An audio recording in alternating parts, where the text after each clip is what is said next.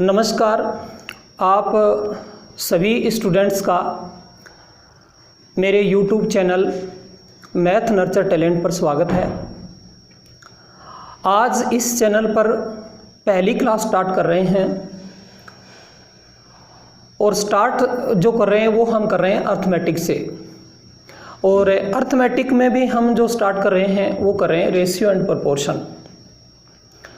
Ratio start करने का मेरा मकसद ये है कि पूरी की पूरी जो अर्थमेटिक है वो रेशियो और परसेंटेज पर ही टिकी हुई होती है। और यहाँ तक एडवांस मैथ में भी, चाहे मेंसुरेशन ले लो, चाहे आप ज्योमेट्री ले लो, चाहे आप ट्रिग्नोमेट्री लो, ठीक है, इन सभी में भी रेशियो का यूज़ होता है। इस वजह से मैंने ये डिसाइड किया कि पहले रेशियो की टॉपिक है वो स्टार्ट करते हैं। तो एक बात मैं आपसे और भी कहना चाहता हूँ कि आप जितने भी स्टूडेंट हैं वो एक कॉम्पिटिटर होने के नाते आप सभी कम से कम 20 तक के पहाड़े और 25 तक के स्क्वायर, 20 तक के पहाड़े और 25 तक के स्क्वायर और 15 तक के क्यूब हैं वो याद कर लें। ऑफलाइन क्लास में तो मैं क्या करता हूँ कि बच्चों को ज़बरदस्ती याद करवा देता हूँ, लेकिन यहाँ ऑनलाइन क्लास हो रही है तो इस पर ऐसा संभव नहीं है। पर फिर भी मैं आपसे रिक्वेस्ट कर रहा हूँ कि आप एक कॉम्पिटिटर हो, वो कॉम्पिटिटर होने के नाते आप कम से कम 20 तक के पहाड़े और 25 तक के स्क्वायर और 15 तक के क्यूब याद कर लें। ये आपके बहुत काम आएंगे। आप अंदाज़ा नहीं लगा सकते कि कितने काम आएंगे। तो इतना सा मैंने आपको जो होमवर्क दिया है वो आप करेंगे और उम्मीद करूँगा कि अगली क्लास जैसे ही आप देखें कल, तो आप ये चीज़ें याद करके ही क्लास देखें, ठीक है। तो आज हमें ज़्यादा टाइम वेस्ट करते नहीं हैं और स्टार्ट करते हैं रेशियो एंड प्रोपोर्शन। बात करूँ मैं रेशियो एंड प्रोपोर्शन।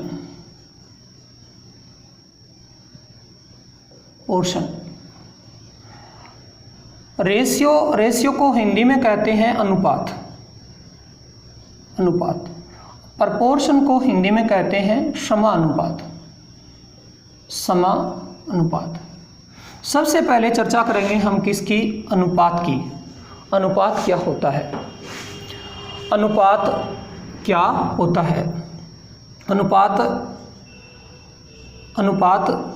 होता है? समान इकाई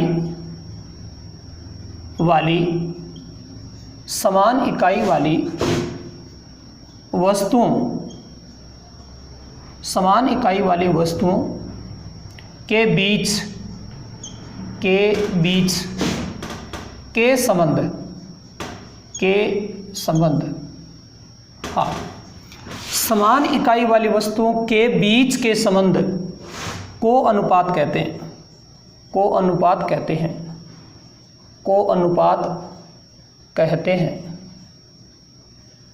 ठीक है।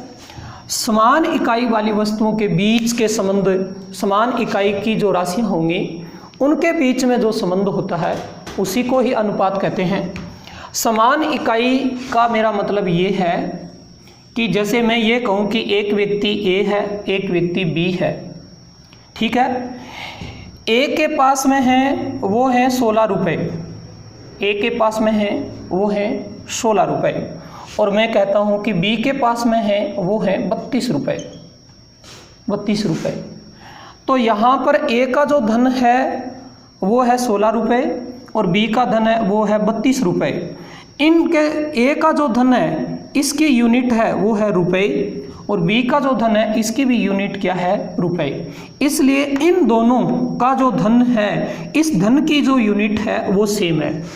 क्या है? सेम। जब सेम यूनिट होती है तो उनको हम रेशियो ले सकते हैं। अब आगे मैं चर्चा करूं किसकी? वस्तुओं की।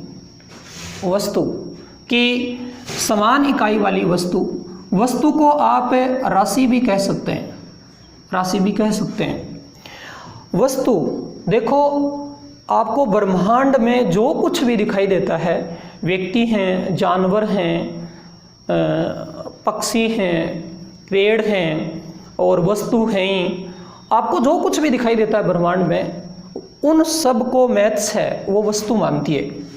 क्या मानती है? वस्तु। तो इसलिए इस ब्रह्मांड में आपको जो कुछ भी दिखाई देता है, ठीक है, जिन जिन वस्तुओं की इकाई सेम है उन सब का हम रेशियो ले सकते हैं, रेशियो ले सकते हैं। अब इनके बीच में संबंध की बात आएगी तो संबंध कैसे, ध्यान दें। मैं इसको लिखूं कि A और B को कैसे लिख सकता हूं, मैं ऐसे लिख सकता हूं 16 और ऐसे लिख सकता हूं 32। अब इसका मैं रेशियो बनाऊं तो ये रेशियो बनता है 1 और अनुपात बनता है 2। अब ध्यान दें A का जो धन है, A का जो धन है, या मैं यहाँ भी कह सकता हूँ A का धन है वो B के धन का, A का जो धन है वो B के धन का क्या है? आधा है। और B का जो धन है वो A के धन का क्या है? दुगना है। यहाँ ध्यान दें, A का धन B के धन का क्या है? आधा है। और B का जो धन है वो A के धन का क्या है? दुगना है। यानी इन दोनों में क्या संबंध मिला आपको कि A का धन है वो B के धन का आधा है और B का धन है वो A के धन का क्या है? दुगना है। ये इनके बीच में संबंध है। इस संबंध को ही अनुपात कहते हैं। अच्छा, इसको आप कैसे लिख सकते हैं? और अब मैं ये लिखूं कि A अनुपात B है, इसको आप लिख सकते हैं 1:2, 1:2। आप इसे ऐसे भी लिख सकते हैं 1/2, 1/2। क्योंकि आपने देखा है कि ये 16 है, ये 32 है, ये 16 है, ये 32 है, ठीक है। 16 पर 32 का भाग दे करके आपने आंसर प्राप्त किया है 1:2, 1:2। तो आप इसको लिख सकते हैं कि 1/2। आप इसे ऐसे भी दर्शा सकते हैं, ऐसे भी दर्शा सकते हैं 0.5, 0.5। आप इसे ऐसे भी लिख सकते हैं क्या? 50%, क्या? 50%। अब आप कह सकते हैं कि A का धन है वो B के धन का 1:2 में है, A का धन B के धन का 1:2 है। या आप कह सकते हैं कि A का धन है वो B के धन का क्या है? आधा है। B के पास में यदि 2 हैं तो A के पास में 1 ही है। आप कह सकते हैं कि A का धन है वो B के धन का 0.5 है। आप कह सकते हैं कि A का धन है वो B के धन का क्या है? 50% है। क्या है? 50%। इस प्रकार से आप इसको दर्शा सकते हैं। अब ध्यान, इस बात का भी ध्यान रखें, ये जो होता है ये पहला, इसको बोलते हैं पूर्व पद, पूर्व पद, इसको बोलते हैं पूर्व पद। और ये जो होता है इसको बोलते हैं उत्तर पद, उत्तर पद। इसको अंतिम पद भी बोलते हैं, इसको अंतिम पद भी बोलते हैं, अंतिम पद भी बोलते हैं। अच्छा, इसको इंग्लिश में क्या कहते हैं पूर्व पद को? ठीक है, पूर्व पद को इंग्लिश में बोलते हैं एंटीसीडेंट, एंटीसीडेंट, एंटीसीडेंट। और इसको इंग्लिश में क्या बोलते हैं? Consequent, consequent. अब आगे हम बढ़ते हैं। आप ये उतारना चाहें तो उतार सकते हैं।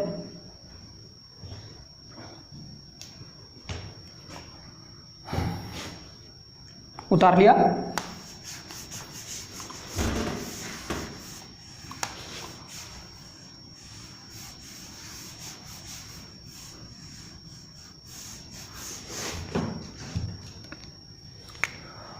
आगे बढ़ते हैं हम। पहले थोड़ा बेसिक जानकारी कोई भी टॉपिक की है वो होनी चाहिए। यदि बेसिक जानकारी नहीं होती है तो आप टॉपिक को अच्छे से क्लियर नहीं कर पाते हो, इसलिए पहले छोटी छोटी जो बातें हैं वो देख लेते हैं। हाँ, मैं बात करूं कि अनुपात का मीनिंग क्या है। मीनिंग का, अनुपात का जो मीनिंग है वो होता है हिस्सा, या कह सकते हैं इसे टुकड़ा, हिस्सा या टुकड़ा। यानी इंग्लिश में इसे कह सकते हैं, क्या कह सकते हैं? शेयर। इसे इंग्लिश में बोल सकते हैं क्या? पीस। हिस्सा या टुकड़ा से मेरा क्या मतलब है? देखो, एक व्यक्ति A है, दूसरा व्यक्ति B है।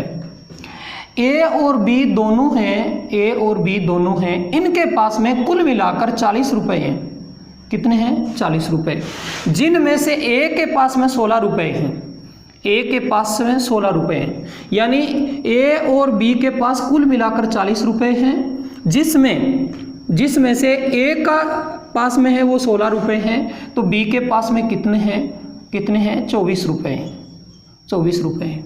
अब आप ये कह सकते हैं कि टोटल जो ए और बी का पास में जो धन है वो 40 रुपये है, जिसमें से ए का हिस्सा है वो 16 रुपये है और बी का जो हिस्सा है वो 24 रुपये है, यानी ए का हिस्सा 16 रुपये और बी का हिस्सा क्या है 24 रुपये।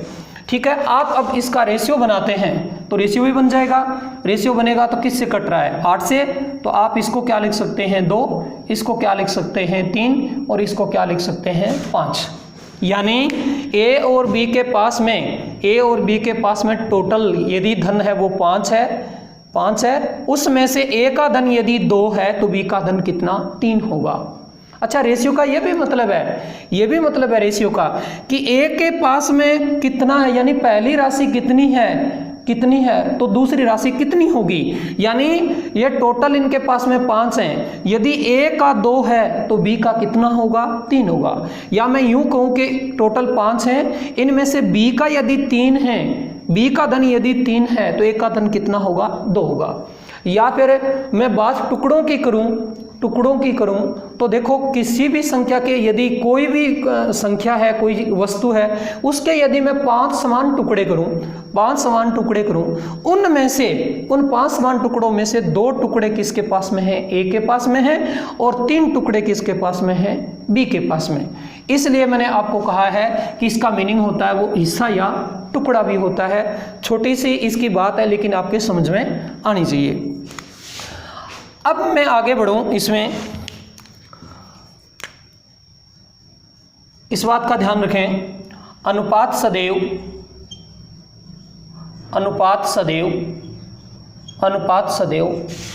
समान इकाई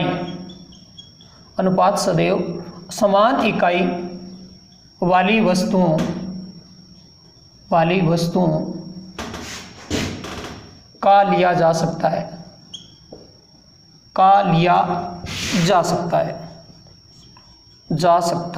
है।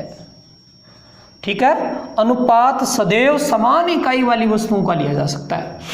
अनुपात सदैव है समान इकाई, यूनिट सेम होनी चाहिए। जो जैसे मैं कहूँ कि ये हैं 4 रुपये और ये हैं जैसे 12 रुपये, तो आप इसका अनुपात ले सकते हैं। इसको आप लिख सकते हैं 4 रुपये, अनुपात लिख सकते हैं कितना 12 रुपये, तो ये कैंसिल हो जाएगा और आपके पास में क्या बचेगा 1:3। मैं यूं कहूं कि एक व्यक्ति ए है, दूसरा व्यक्ति बी है, इसकी जो ऊंचाई है, मान लें कि इसकी जो ऊंचाई है वो 5 फीट है और इसकी जो ऊंचाई है वो मान लेते हैं 4 फीट है। तो आप इसका रेशियो ले सकते हैं, ये क्योंकि ये इससे कैंसिल हो जाएगा और ये बन जाएगा 5:4, क्योंकि यहाँ भी जो इसकी ऊंचाई थी उस ऊंचाई का यूनिट था वो फीट था, इसका भी क्या था फीट था। यहाँ जो धन था इसकी इकाई क्या थी रुपए थी, इसकी इकाई भी क्या थी रुपए थी, तो अनुपात ले सकते हैं। पर यदि मैं ये बात कहूँ, ध्यान दें कि 5 टेबल और मैं कहूँ 3 मेज, अब इनका रेशियो बताओ, तो आप नहीं बता सकते, इनको रेशियो में नहीं लिख सकते। क्यों नहीं लिख सकते? क्योंकि यहाँ जो यूनिट है वो टेबल है, ये यूनिट क्या है मेज है, इस वजह से इनका हम रेशियो नहीं ले सकते। तो हमेशा ध्यान रखना है कि अनुपात सदैव समान इकाई वाली वस्तुओं का ही लिया जा सकता है। ओके, बात आ गई होगी समझ में? हाँ, जो कोई इसे उतारना चाहता है तो वो उतार सकता है।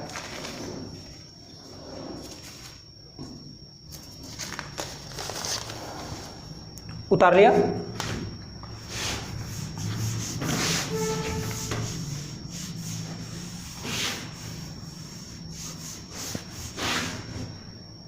अगली बात देखो,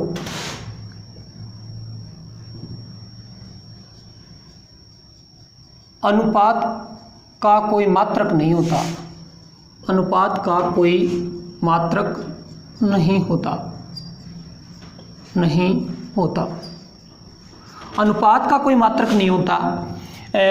क्यों? क्योंकि समान इकाई की राशियां ले जाएंगे, उनमें संबंध होता है तो वो हट जाता है। जैसे मान लो एक संख्या है वो 3x है, एक है वो क्या है 5x है। जब इनको हम अनुपात में लिखेंगे तो वैसे लिखेंगे 3x अनुपात क्या लिखेंगे 5x, तो ये हट जाएगा, तो ये आएगा 3:5। अनुपात का जो मात्रक होता है वो इस वजह से हट जाता है जब हम रेशियो लेते हैं। जब हम रेशियो लेते हैं तो जो राशि होती है उनका जो मैं कहूँ कि इकाई होती है वो कट जाती है, तो आपके पास में रेशियो जब बचता है तब उसका कोई यूनिट नहीं होती है, वो सीधी संख्या होती है। अच्छा, अब एक बात यहाँ से ये भी ध्यान रखें, जब किसी भी संख्या का हम रेशियो में लिखते हैं तब उसकी कोई यूनिट नहीं होती है, लेकिन जब इनको अलग अलग लिखें, अब इनको अलग अलग लिखें तो इस 3 को लिखेंगे 3x, इस 5 को लिखेंगे 5x। आप इसे ऐसे भी लिख सकते हैं, इस 3 को लिख सकते हैं 3y, इस 5 को लिख सकते हैं 5y। आप इस 3 को लिख सकते हैं 3a, इस 5 को लिख सकते हैं क्या 5b। जब इनको अलग अलग लिखेंगे, लेकिन जब इनको रेशियो में लिखेंगे तब ये कट जाएंगे, वे हट सकते हैं अलग अलग, सॉरी ये 5 आएगा 5a। जब इसको साथ में लिखेंगे तो ये कट जाएंगे। इस वजह से अनुपात होता है उसका कोई मात्रक नहीं होता है। ओके, अगली बात है उसका ध्यान दें। अनुपात, किसी अनुपात को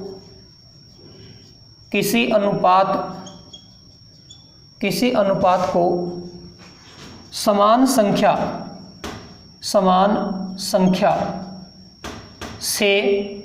से गुणा या भाग कर सकते हैं। ठीक है, किसी भी अनुपात को समान संख्या से गुणा या भाग कर सकते हैं। क्योंकि यदि कोई अनुपात है उसको किसी समान संख्या से हम गुणा करेंगे या भाग करेंगे तो उसके मान में कोई प्रभाव नहीं पड़ता है। जैसे मेरे पास में ये मान लूँ कि मैं एक संख्या 3x है, दूसरी 5x है। अब मैं सबसे पहले गुणा की चर्चा करूँ तो ये 3x है, इसको गुणा कर दूँ 2 से, अनुपात है ये 5x है, इसको भी गुणा कर दूं 2 से, समान से गुणा करना है। तो देखो x से तो x कैंसिल हो जाएगा, 2 से 2 कैंसिल हो जाएगा, तो 3:5। तो आपको पता है कि इसके मान में कोई प्रभाव नहीं है कि 3x और 5x का जब अनुपात बनता है वो 3:5 ही बनता है। यदि इसको अनुपात में लिख देंगे तो ऐसे तो लिखेंगे, ये कैंसिल, तो ये 3:5। तो यदि मैंने किसी समान संख्या से गुणा कर दिया तो इसमें कोई प्रभाव नहीं पड़ेगा। यदि मैं भाग कर दूं, मान लो 3x को मैंने भाग कर दिया 4 से और 5x को भी मैंने भाग कर दिया 4 से, तो x से तो x कैंसिल हो गया, 4 से 4 कैंसिल हो गया। आपके पास में जो रेशियो बचा वो बचा 3:5। तो हमेशा याद रखना है, किसी भी अनुपात को समान संख्या से गुणा या भाग कर सकते हैं। क्यों कर सकते हैं? क्योंकि उसके मान में कोई प्रभाव नहीं पड़ता है। ठीक है, आप इसका स्क्रीनशॉट लेना चाहते हैं तो ले सकते हैं।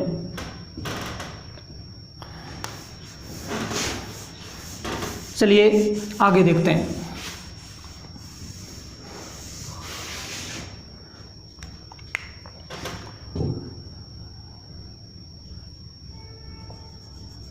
अगली बात,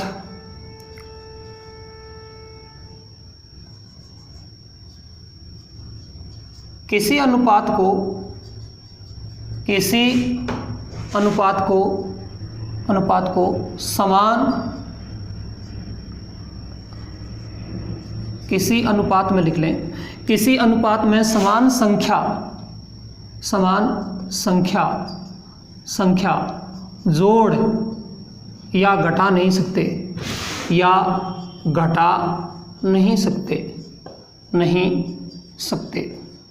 ठीक है, किसी भी अनुपात में समान संख्या जोड़ या घटा नहीं सकते। ऐसा क्यों कि अभी मैंने लिया था आपके पास में उदाहरण कि ये 3x है, ये 5x है। अब इसका रेशियो बनाएंगे तो आपको पता है 3x और ये कितना 5x कैंसिल करेंगे तो 3:5। अब यदि मैं समान संख्या से जोड़ने घटाने की बात करूं तो 3x में यदि मैं 7 जोड़ दूं, अनुपात में 5x में कितने जोड़ दूं, 7 जोड़ दूं, तो फिर हमें x से x कैंसिल नहीं कर सकते और न ही 7 से 7 नहीं काट सकते। तो अब इसके मान में प्रभाव आएगा, इसलिए क्योंकि अब ये 3:5 तो नहीं बचेगा। 3:5 बचे तो फिर 7 से 7 कैंसिल होने चाहिए जो हम काट नहीं सकते, और 0 ये x है, x से x भी कट जाना चाहिए, ऐसा भी हम नहीं कर सकते, इसलिए ये 3:5 नहीं है, चेंज होकर के ये 3:5 से कुछ और बन गया है। अब मैं यदि बात करूं कि 3x में से मैं यदि 7 घटा दूं और रेशियो 5x में से यदि मैं कितने घटा दूं, 7, तो ऐसा ही अब होगा, x से x हम कैंसिल नहीं कर सकते और 7 से 7 भी कैंसिल नहीं कर सकते। इस वजह से अब इसके मान में भी चेंज हो चुका है। या मैं साधारण सी कोई संख्या लेके देखूं तो आप देखो, हमने अभी थोड़ी बार पहले मैंने लिया था कि a और b, a का धन मैंने वहाँ लिया था, याद हो तो कितने, 16 रुपये, और इसका धन मैंने लिया था 24 रुपये, कितना, 24 रुपये। अब देखो, अब इसका जो अनुपात लें आप, तो अनुपात आपके पास में क्या आ रहा है, 2 कितना आ रहा है, 3 आ रहा है, 2:3 कट रहा है, 2:3। अब 2:3 रहना चाहिए। यदि मैं 16 में 7 जोड़ दूं और मैं 24 में यदि 7 जोड़ दूं, तो 16 में 7 जोड़ दिए तो 31 हो गए, 23 हो गए, और 24 में 7 जोड़ दिए तो 31 हो गए। अब ये जो रेशियो बचा आपके पास में 23:31 हो गया, जबकि होना कितना चाहिए था, 2:3। इस वजह से हम जोड़ नहीं सकते, इसी प्रकार यदि मैं ये a है, ये b है, इसका धन 16 रुपये है और इसका धन 24 रुपये है, रेशियो बनाएंगे तो आपके पास में वही बनेगा, 2:3। यदि इस 16 में से मैं 7 घटा दूं, फिर अनुपात बनाऊं, फिर 24 में से मैं 7 घटाऊं, 16 में से 7 जाएंगे तो कितने बचेंगे, 9, 24 में से 7 चले गए, कितने बच गए, 17। अब ये 9:17 हो गया, जबकि अनुपात क्या था, 2:3, चेंज हो चुका है। इसलिए हमेशा याद रखना है कि किसी भी अनुपात को समान संख्या से गुणा किया जा सकता है, भाग दिया जा सकता है, लेकिन किसी भी अनुपात में कोई समान संख्या जोड़ी नहीं जा सकती और घटाई नहीं जा सकती। क्योंकि ऐसा करने पर उसके मान में क्या आता है, प्रभाव आता है। ठीक है, आगे बात समझ में, ठीक है।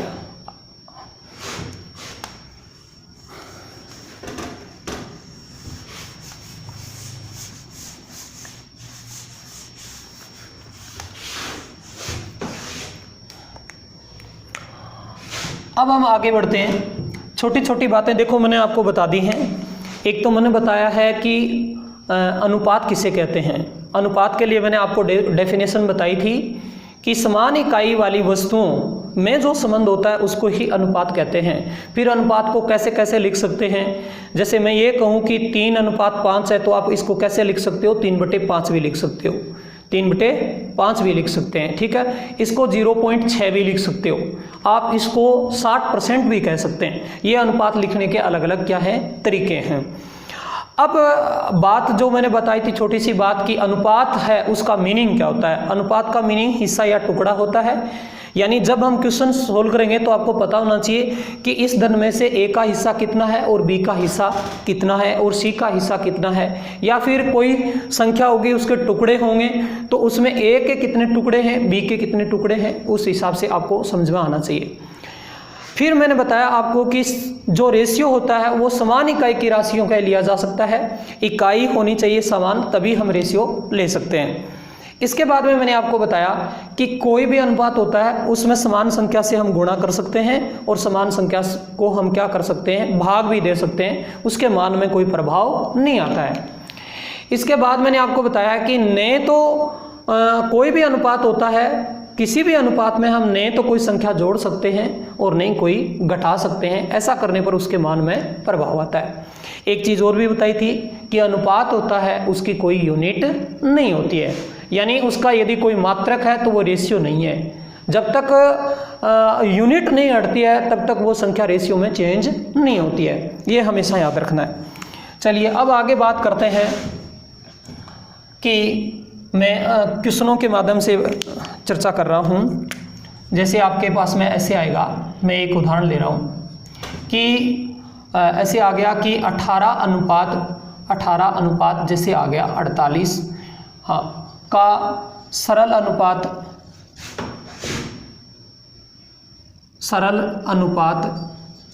अनुपात बताओ या फिर इसको कहेंगे कि आप इसको सरल अनुपात में बदलो। तो आप इजी से कर सकते हैं कि ये 18 है और ये क्या है 48, इसको सरल अनुपात में चेंज करना है। सरल अनुपात में चेंज करना है तो आप इसको सरल कर लीजिए, या इस सरल अनुपात को आप कह सकते हैं कि इसको लघुत्तम अनुपात में बदलिए। तो इसको सरल करते हैं तब ये कट जाएंगे संख्या। यदि आप सबसे पहले किससे काटोगे, 2 से काटोगे, 2 से काटोगे तो ये कितना हो जाएगा 9 और ये कितना हो जाएगा 24। तो सरल अनुपात में चेंज होकर ये आ गया 9 अनुपात कितना 24। बिल्कुल आसान सी बात थी। अब मैं बात करूं कि सरल अनुपात की, तो ऐसे लिखा हुआ आएगा कि 2 अनुपात 3, फिर आएगा 5 अनुपात 4, फिर आएगा 4 अनुपात 7, ऐसे आ गया। ठीक है हाँ। का सरल अनुपात क्या है, का सरल अनुपात क्या है। ठीक है, इसका सरल अनुपात क्या आएगा। तो इसको सरल अनुपात में चेंज करने के लिए मैं आपको 2 मेथड बताता हूं।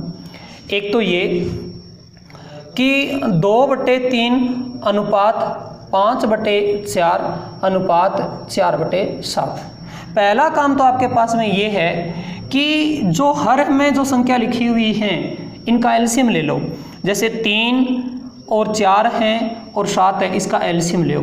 तो आप इसका एलसीएम लोगे तो 3 चौके 12, ठीक है, और 12 7 84। इसका एलसीएम है, इसका जो एलसीएम आएगा, एलसीएम है वो कितना हो गया 84 हो गया। तो उसका इससे गुणा कर दो, 84 का मल्टीप्लाई कर दिया, यहाँ भी 84 का गुणा कर दिया और इसको भी 84 का गुणा कर दिया, 84 का गुणा कर दिया, एलसीएम लिया 84। आप कोई ऐसी संख्या भी ले सकते हैं, एलसीएम वाली बात समझ में नहीं आई तो आप ऐसी संख्या ले सकते हैं जिसमें 3 का 4 का और 7 का भाग जाए, आप सरल अनुपात में बदल जाएगा। आप यहाँ से काट देंगे तो ये कितने हो गए 28।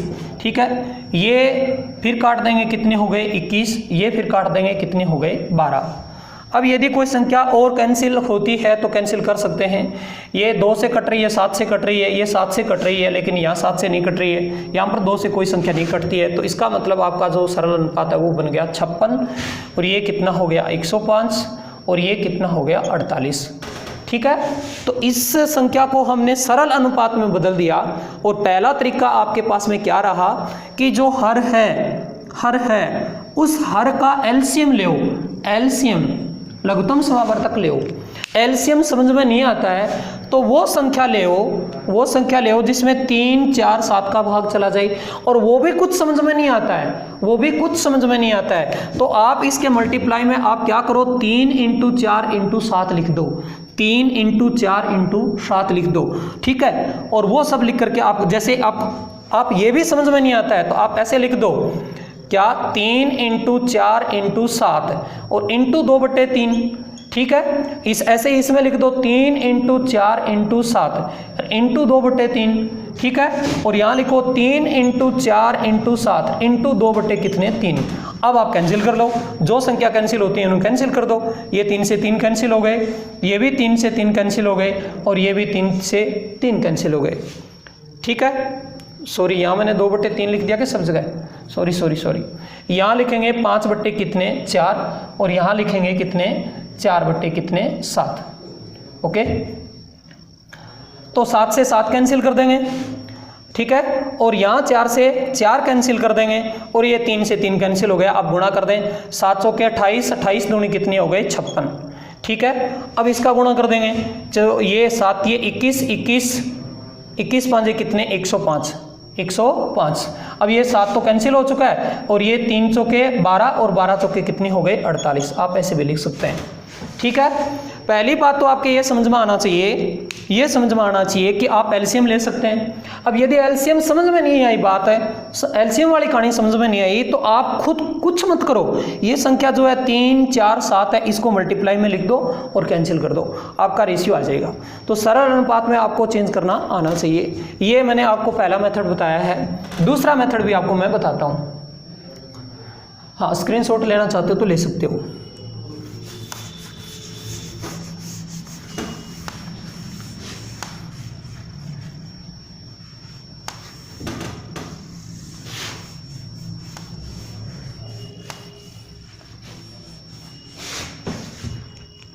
मैं बात करूं सेकंड मेथड की, दूसरे मेथड की, सेकंड मेथड की, तो मैंने यहाँ लिखा था 2/3 अनुपात, यहाँ लिखा था 5/4, यहाँ अनुपात लिखा था मैंने 4/7 ये लिखा था। अब देखो दूसरा जो मेथड है उसमें क्या करेंगे, जैसे यहाँ पर आपको जैसे इसका रेशियो निकालना है। मान लो कि ये ए था और ये क्या था, बी था, और ये क्या था, सी। ए अनुपात बी अनुपात सी है। अब आप ए का अनुपात निकाल रहे हैं तो क्या करेंगे, आप इसको छुपा लो, इसे छुपाओ, आप गुणा करो। 2 का और 4 का गुणा करो, कितने हो गए 8। 2 का और 4 का गुणा करो, कितने हो गए 8। 8 का और 7 का गुणा कर दो, कितने हो गए 56। ठीक है, अब आप इसको लेना है तो ये 4 को छुपा लो, इस 4 को छुपा लो।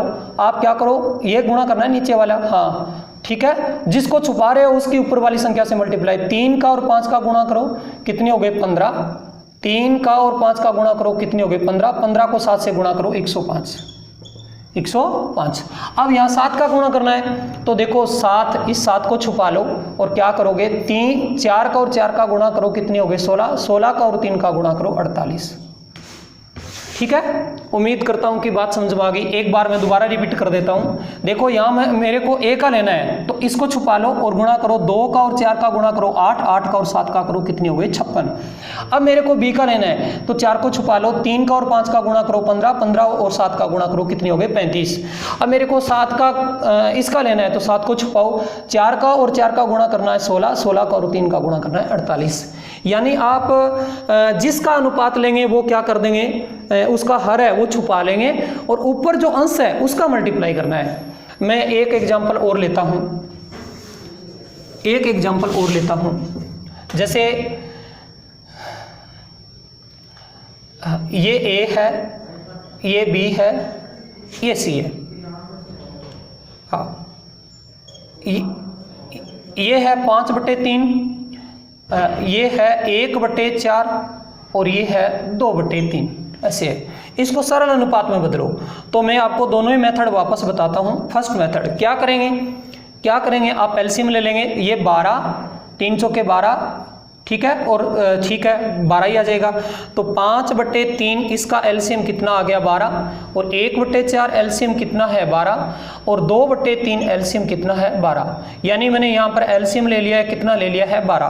काट दो, ये कितने हो गए 4, यानी कितना आ गया 20। ये कितने हो गए 3, यानी कितना हो गया 3। ठीक है, ये काट दो, ये कितने हो गए 4, यानी कितना हो गया 8। आपका जो रेशियो है वो आ गया 20:3 अनुपात कितना 8। 20:3:8। आप इसका दूसरा मेथड देखें, मैंने इसी का ही मेथड सेकंड जो आपको बताया था वो ये देखो, 5/3 और 1/4 अनुपात 2/3। अब आप इसमें कैसे करेंगे, तरीका देखें वापस। इसका लेना है तो 3 को छुपाओ, इसका गुणा करो। 3 को छुपाओ और इसका गुणा करो। 5 का और 4 का गुणा करो, कितने हो गए 20। 20 का और 3 का गुणा करो, कितने हो गए 60। कितने 60। फिर इसका रेशियो लेना है तो फिर इसको छुपा लो, तो इसका गुणा करो तो कितने हो गए 9। यानी फिर इसको छुपाओगे तो 3 का और 1 का गुणा करेंगे 3 का और फिर 3 का गुणा करेंगे 9। अब फिर इसका करना है तो 3 को छुपाओ, इसका गुणा करेंगे तो ये कितने हो गए 8। ये कितने हो गए 8। 8 का और 3 का गुणा करो, कितने हो गए 24। कितने 24। अब ये संख्या किससे कट रही है, 3 से कट रही है। तो ये 20:3 अनुपात कितना हो गया, क्योंकि ये संख्या 3 से काट रहे हो तो कितनी हो गई 8। हाँ, 3 का भाग दिया तो 20 हो गए, 3 का भाग दिया 3 हो गए, 3 का भाग दिया तो 8 हो गए। इस प्रकार से आप दोनों तरीके ले सकते हैं। चलिए मैं एक एग्जांपल और लेता हूँ।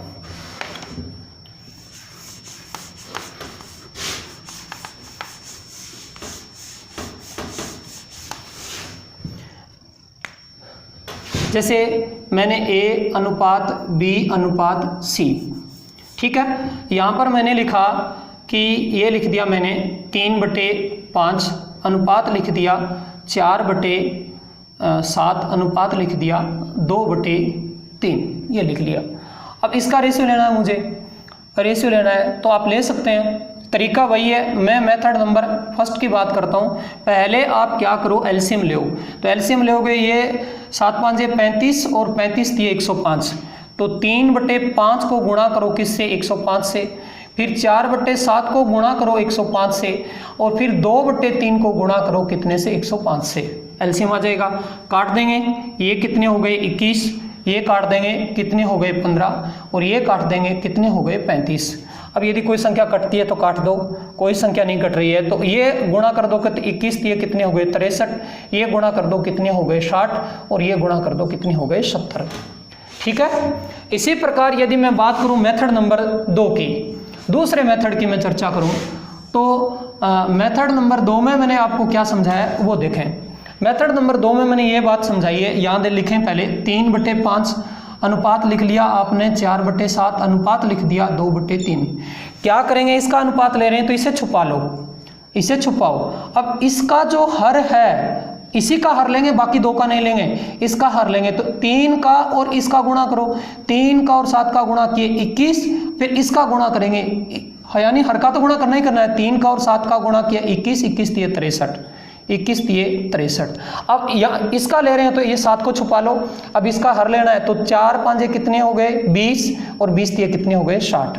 अब बात करेंगे इसकी, तो इसमें इसको छुपा लो, आप गुणा करो, 7 5 35, 35 दूनी 70। इस प्रकार से भी आप ले सकते हैं।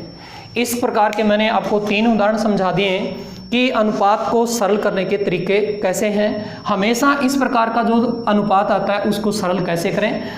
हाँ, आपको ये मेथड भी आना चाहिए, ये भी आना चाहिए, क्योंकि यदि इसका कहीं आपको भूल जाते हो तो ये चीज़ भी आपको आनी चाहिए। हालांकि क्वेश्चन में आप ये करें, इसकी प्रैक्टिस करें, आप क्वेश्चन को जल्दी कर पाएंगे। ओके, अब जो बात आती है वो ये आती है कि इनसे जो आपसे क्वेश्चन पूछेगा वो ऐसे लिखेगा। एक एग्जांपल करवा देता हूँ, x अनुपात y, और ये लिखेगा 2/3। तब आपसे मान पूछेगा, आपसे कहेगा कि इसका मान बताओ। ऐसे लिखेगा कि x + y बटे में लिखेगा x + 2y का मान क्या आएगा। ऐसे क्वेश्चन करेगा तो आप क्या लिखेंगे, x का यूनिट कितनी है 2 और y की यूनिट कितनी है 3। तो x का मान रखो कितना 2, y का मान रखो कितना 3, x का मान रखो 2, ये 2, और y का मान रखो 3। सरल करो, ये कितने हो गए 5, 3 और 2 5, ये कितने हो गए 6, 6 और 2 जोड़ दो कितने हो गए 8। यानी आपका फाइनल उत्तर है वो 5 बटे कितना हो गया 8। ठीक है, इस प्रकार के क्वेश्चन आपसे जो साधारण से क्वेश्चन होते हैं वो पूछते हैं। अब मैं आपको 5 क्वेश्चन दूंगा, ये 5 क्वेश्चन आपको सोल्व करके और जो वीडियो देखते हो इसके नीचे कमेंट बॉक्स में लिखने हैं। इससे मुझे ये पता चल जाएगा कि कितने स्टूडेंट हैं वो लगातार क्लास देख रहे हैं, क्योंकि यदि उनके कंटिन्यू लगातार यदि कमेंट आएंगे तो मुझे पता चल जाएगा कि ये इतने स्टूडेंट हैं वो लगातार क्लास देख रहे हैं, और इससे ये भी पता चलेगा कि कितने सारे स्टूडेंट हैं वो टाइम पर क्लास देखते हैं।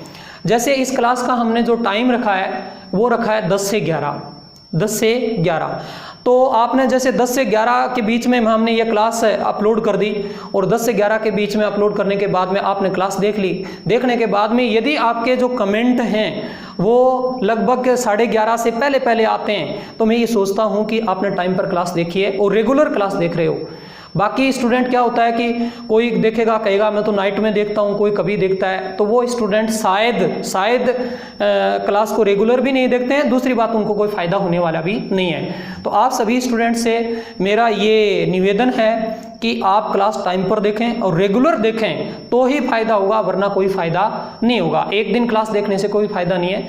आज की जो स्टार्ट की क्लास थी वो एक नॉर्मल क्लास रही है, बिल्कुल ईजी से, और छोटी छोटी मैंने बता के चले हैं। हम धीरे धीरे बढ़ते जाएंगे और चीज़ों को अच्छे से समझते जाएंगे, ठीक है। तो अभी मैं आपको 5 क्वेश्चन लिखवाता हूँ।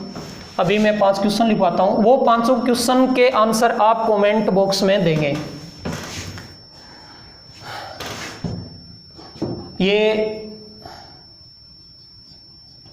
प्रैक्टिस क्वेश्चन हो गए आपके, प्रैक्टिस क्वेश्चन 5 क्वेश्चन।